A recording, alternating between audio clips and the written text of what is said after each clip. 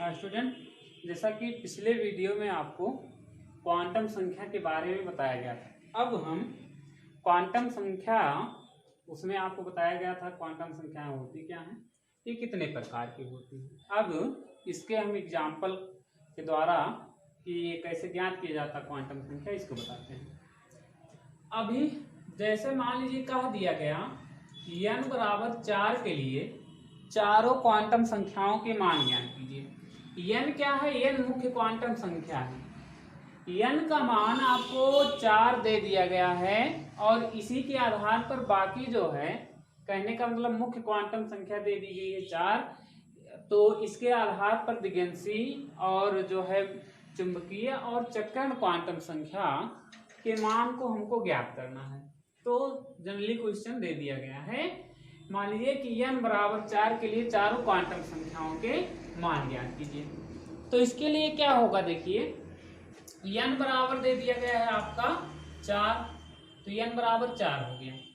अब हम ध्यान दें तो आपको बताया गया है कि यदि n बराबर 4 होता है तो l के मान होते 0, 1, 2 और 3 होते हैं।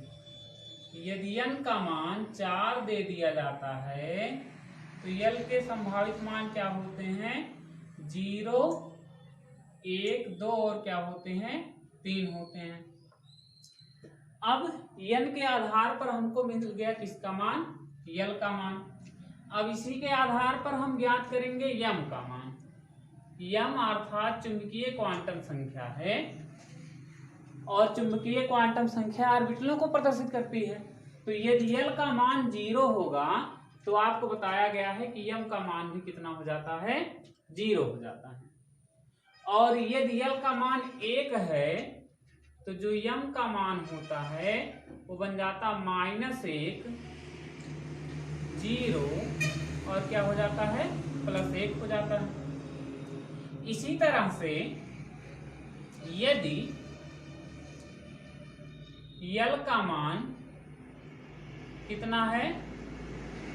2 है। यदि l का मान 2 है तो m के कुल संभावित मान जो होते हैं आपको बताए गए हैं, वो होता है -2, -1, 0, +1 और क्या हो जाता है? +2 हो जाता है। और यदि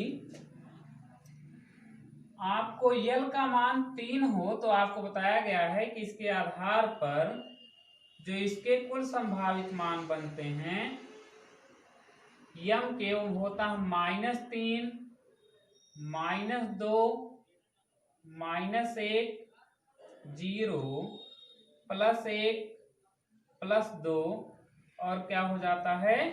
+3 हो जाता है। ठीक, ये सभी के संभावित मान आ गए, ये मान बनेंगे।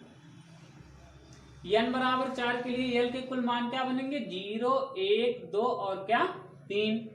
m के जो मान होंगे, क्योंकि l बराबर 0 इसलिए m बराबर 0। l बराबर 1 तो m बराबर क्या होगा? -1, 0, +1 और l बराबर 2 तो -2, -1, 0, +1, +2। और यहाँ पर यदि l बराबर 3 है तो m के कुल संभावित मान -3, -2, -1, 0, +1, +2, +3 होगा। इसके साथ साथ यश का मान, अब देखिए यश का मान हमने बताया है कि यश का मान हमें पता चल रहा है इलेक्ट्रॉनों के चक्रण के आधार पर।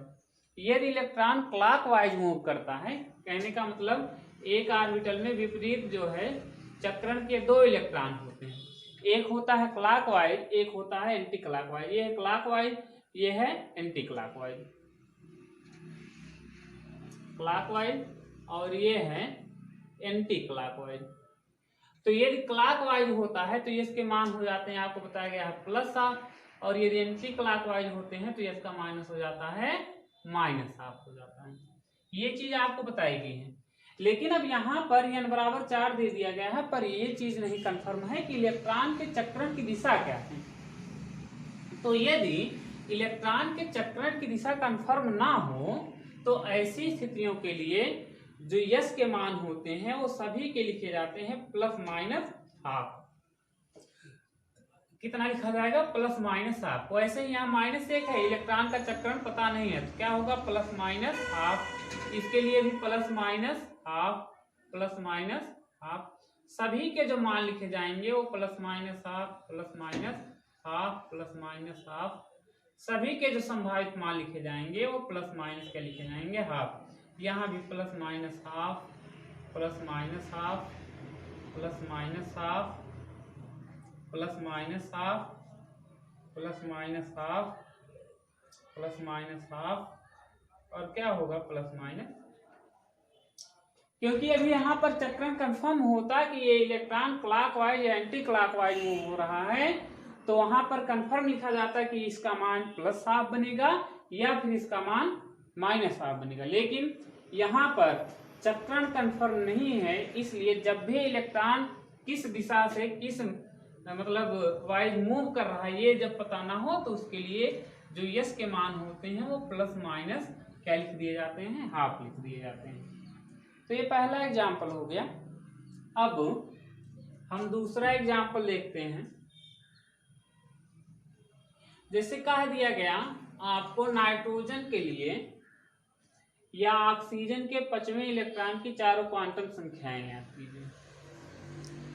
नाइट्रोजन के लिए 5वें इलेक्ट्रॉन की चारों क्वांटम संख्याएं याद कीजिए। नाइट्रोजन है, पहले आप जो भी दिया जाए उसका sp-df में इलेक्ट्रॉनिक विन्यास कर लीजिए। तो इसका sp-df में इलेक्ट्रॉनिक विन्यास 1s2 2s2 और 2p क्या होगा? 3 होगा। अब 2p क्या होगा? 3। अब इसमें हमें आपको बता रहे हैं नाइट्रोजन के 5वें इलेक्ट्रॉन के लिए मान लीजिए आपको ज्ञात करना है। देखिए 5वां इलेक्ट्रॉन किसमें जा रहा है?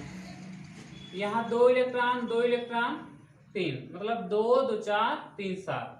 कहने का मतलब जो 5वां इलेक्ट्रॉन होगा वो किसमें जाएगा? 2p3 में जाएगा। अब इसके आधार पर आप मान लिखिए तो आपको कंफर्म होगा। एक यहाँ पर एक सारणी देख लीजिए, इसमें S P D F N L M S। ये देखिए 1 2 3 4। यदि n का मान 1 होता है तो l का मान कितना हो जाता है? 0 1 2 3।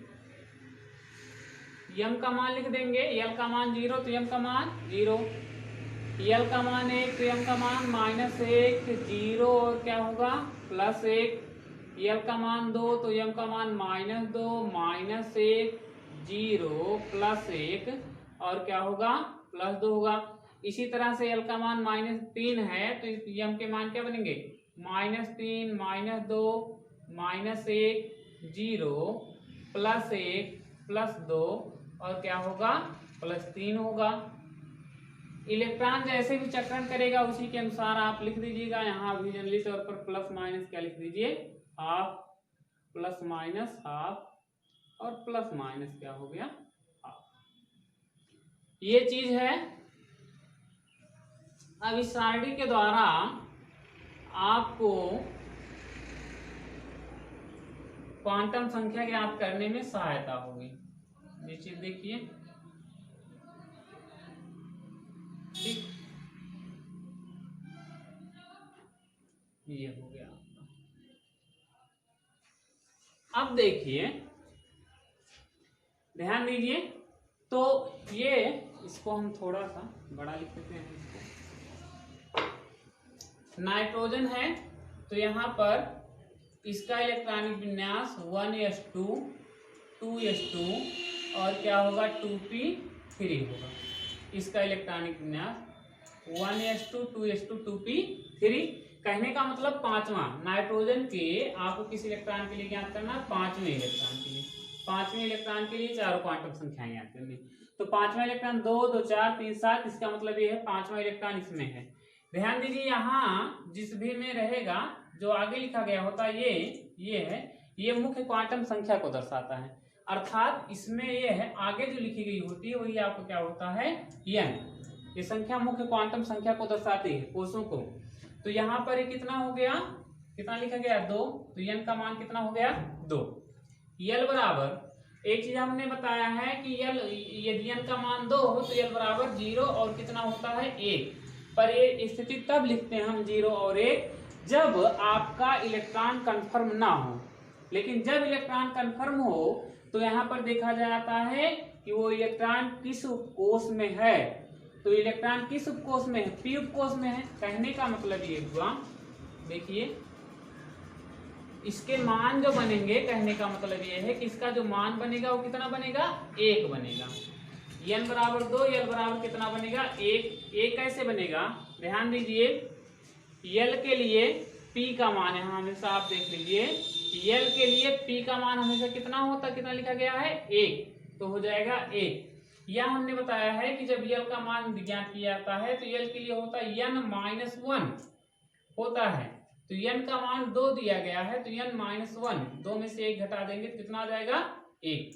नहीं तो ये सबसे अच्छा है, यहीं से आप देख लीजिए l के लिए p का मान, कहने का मतलब यदि p उपकोष में है तो l का मान हमेशा कितना होगा 1, चाहे जो उपकोष हो, मतलब चाहे 3p हो, 4p, 5p, चाहे जो, लेकिन हमेशा उसका मान कितना होगा 1। हम देखिए l का मान हो गया 1। इसके बाद है m का मान। चूंकि l का मान यदि 1 हो जाता है तो m का मान हम कैसे ज्ञात करेंगे, ध्यान दीजिए 2p3 है, p ऑर्बिटल बना लीजिए। आपको बताया गया है कि ऑर्बिटल के बारे में, p ऑर्बिटल आपको बताया गया है 3 प्रकार का होता है। कितना इलेक्ट्रॉन है यहाँ पर 3, तो ये कहने का मतलब 2 2 4 इलेक्ट्रॉन हो गया, ये 5वां इलेक्ट्रॉन, ये 6वां और ये 7वां। यही इलेक्ट्रॉन जो है वो कौन सा इलेक्ट्रॉन है, 5वां इलेक्ट्रॉन है। कौन सा इलेक्ट्रॉन है, 5वां इलेक्ट्रॉन। तो इसी 5वें इलेक्ट्रॉन के लिए आपको ज्ञात करना है। अब जब l बराबर 1 हो जाता है तो m के मान क्या बनते हैं, -1 0 +1। कहने का मतलब -1 0 और क्या होगा +1 होगा। अब m का मान क्या हो जाएगा, क्योंकि 5वां इलेक्ट्रॉन ये है और इसके ऊपर कितना लिखा गया है -1, तो m का मान क्या हो जाएगा -1। यस बराबर इलेक्ट्रॉन के जो चक्रण की दिशा है वो क्लॉकवाइज है या फिर एंटी क्लॉकवाइज। तो यहाँ से पता चल रहा है कि इलेक्ट्रॉन के जो चक्रण की दिशा है वो क्लॉकवाइज है, इसलिए यस का मान क्या हो जाएगा +1 का क्या हो जाएगा 2 हो जाएगा। ठीक, तो l का मान 2, l का मान 1, m का मान -1 और यस का मान क्या होगा +½ होगा। अब यहाँ हमने आपको बताया है कि क्वांटम संख्या हमें ये बताता है कि किसी मतलब इलेक्ट्रॉन जो है किस कोष में है, किस उपकोष में है, किस ऑर्बिटल में है, उसके चक्रण की दिशा क्या है। तो यहाँ से पता चल जाएगा 2 n बराबर 2 है, तो इसका मतलब इलेक्ट्रॉन किस उपकोष में है, दूसरे। इसके बाद दूसरा l दर्शाता है आपका जो है उपकोष, क्योंकि यहाँ पर l का मान कितना है 1, तो 1 मतलब किसके लिए होता है, p के लिए 1 हो गया, तो इसका मतलब इलेक्ट्रॉन p उपकोष में है। -1 ये ऑर्बिटलों को दर्शाता है, -1 देखिए यहाँ पर है, इसका मतलब ये ऑर्बिटल होते हैं px py pz। जब यहीं से पता चल जाता है कि p उपकोष में है तो p जो ये ऑर्बिटल होता है उसको बना लेंगे px py pz, क्योंकि यहाँ पर -1 आया है तो इसका मतलब इलेक्ट्रॉन किस ऑर्बिटल में है, px में है, और इसका मान है +½ क्योंकि +½ कब लिखा जाता है, जब इलेक्ट्रॉन क्लॉकवाइज मूव करता है, तो इसका मान क्या हो गया +½ हो गया। तो इस तरह से आप ज्ञान कर सकते हैं। एक एग्जाम्पल यहाँ पर हम और आपको बताते हैं, 1-2 एग्जाम्पल, जिसके आपको इसमें किसी भी प्रकार का कोई भी कंफ्यूजन ना रह जाए। दूसरा देखिए कहा दिया गया जैसे मैग्नीशियम के 12वें इलेक्ट्रॉन की चारों क्वांटम संख्या ज्ञात कीजिए। मैग्नीशियम के किस इलेक्ट्रॉन की आपको ज्ञात करना है, 12वें इलेक्ट्रॉन की चारों क्वांटम संख्या ज्ञात कीजिए। तो मैग्नीशियम लिख लीजिए, मैग्नीशियम परमाणु क्रमांक कितना होता है 12, इलेक्ट्रॉनिक विन्यास क्या होगा 1s2 2s2 2p6 और 3s2। अब देखिए आपका 12वां इलेक्ट्रॉन किस में जाएगा, 2 2 4 6 10 2 12, कहने का मतलब 3s में 12वां इलेक्ट्रॉन आएगा। चलिए चारों क्वांटम संख्याओं के मान लिखिए। पहले क्या लिखा जाता है n। अब यहाँ पर मुख्य क्वांटम संख्या यहाँ आपको बताया गया जो लिखी गई होती है मुख्य क्वांटम संख्या होती है, तो मुख्य क्वांटम संख्या यहाँ पर कितनी हो जाएगी 3। l बराबर, तो तो यहाँ तो आ गया, अभी आपको हमने बताया एल बराबर होता है n-1, तो आप लिख सकते हैं 3 माइनस कितना n1 बराबर कितना आपका आ जाएगा 2, जबकि l बराबर यहाँ पर 2 नहीं होगा। क्यों नहीं होगा, आपको बताया गया है कि यस l जो होता है ये उपकोषों को दर्शाता है। चलिए इलेक्ट्रॉन किस उपकोष में है, यस उपकोष। अब देख लीजिए यस उपकोष के लिए l का मान क्या होता है, यहाँ देखिए यस के लिए l का मान हमेशा कितना होता है 0। कहने का मतलब ये हुआ यदि इलेक्ट्रॉन यस उपकोष में रहेगा तो हमेशा l का मान कितना हो जाएगा 0 हो जाएगा। कोई भी चाहे आपका 1s बने, 2s बने, 3s, 4s, 5s, कोई भी s होगा, लेकिन यदि इलेक्ट्रॉन यस उपकोष में है तो l का मान हमेशा कितना होगा 0। तो l बराबर कितना हो गया 0। इसके बाद m बराबर, क्योंकि यदि l बराबर 0 हो जाता है तो m का मान ही कितना हो जाता है 0, तो m का मान कितना हो जाएगा 0। s बराबर, अब देख लीजिए s ऑर्बिटल है, s ऑर्बिटल आपको बताया गया है एक ही प्रकार का होता है, इसमें विपरीत क्वांटम मतलब जो है चक्रण के 2 इलेक्ट्रॉन हैं। ब्राह्मी इलेक्ट्रॉन के लिए ज्ञात करना 2, 2, 4, 6, 10, ये होगा ग्यारहवा और ये होगा ब्राह्मा। तो यहाँ से देखिए स्पष्ट है कि जो ब्राह्मा इलेक्ट्रॉन है वो एंटी क्लॉकवाइज मूव कर रहा है, इसलिए जो यस का मान बनेगा वो -1 बटा कितना बन जाएगा 2 बन जाएगा। ठीक है, तो मैग्नीशियम के ब्राह्मण इलेक्ट्रॉन की जो चारों क्वांटम संख्याएं आएंगी वो n बराबर 3, l बराबर 0, m बराबर 0 और s बराबर कितना आएगा -12 आएगा। एक और एग्जांपल देख लीजिए, जैसे कहा दिया गया आपको स्कैंडियम के अंतिम इलेक्ट्रॉन की चारों क्वांटम संख्या ज्ञात कीजिए। स्कैंडियम के अंतिम इलेक्ट्रॉन की, स्कैंडियम होता है 21, कहने का मतलब अंतिम का मतलब टोटल इसका परमाणु क्रमांक 21 होता है। कहने का मतलब यह है कि स्कैंडियम के 21वें इलेक्ट्रॉन की आपको चारों क्वांटम संख्याएं याद करनी है। चलिए इलेक्ट्रॉनिक विन्यास लिख लेते हैं। पहले scandium 21 1s2 2s2 2p6 3s2 3p6 4s2 और क्या होगा 3d1 2 2 4 6 10 2 12 6 18 2 20 1 21। अंतिम वाला इलेक्ट्रॉन किस में जाएगा 3d में। n बराबर बना लीजिए, d ऑर्बिटल है 5 प्रकार का, बना लीजिए d ऑर्बिटल होता है 5 प्रकार का, 1 2 3 4 5। एक ही इलेक्ट्रॉन है, एक इलेक्ट्रॉन यहाँ पर दर्शा दीजिए। n बराबर कितना हो जाएगा, यहाँ कितना लिखा गया है 3। l बराबर देख लीजिए यहाँ पर d के लिए l का मान कितना होता है 2, आपको बता दिया गया ना। d के लिए l का मान यहाँ निर्धारित कर लीजिए, d के लिए l का मान कितना होता है 2, तो l का मान हो जाएगा 2। और इसके बाद m का मान ज्ञात करेंगे। यदि जो है l का मान 2 हो जाता है तो m के कुल संभावित मान -2 -1 0 +1 +2 बनते हैं। -2 -1 0 +1 +2, क्योंकि यही है 21वां इलेक्ट्रॉन। ऊपर कितना लिखा गया -2, तो m बराबर क्या हो जाएगा -2। और यस बराबर इलेक्ट्रॉन किस तरह से मूव कर रहा है, क्लॉकवाइज एंटी क्लॉकवाइज। तो स्पष्ट है कि इलेक्ट्रॉन जो है वो क्लॉकवाइज मूव कर रहा है, इसलिए इसका मान कितना हो जाएगा +1/2।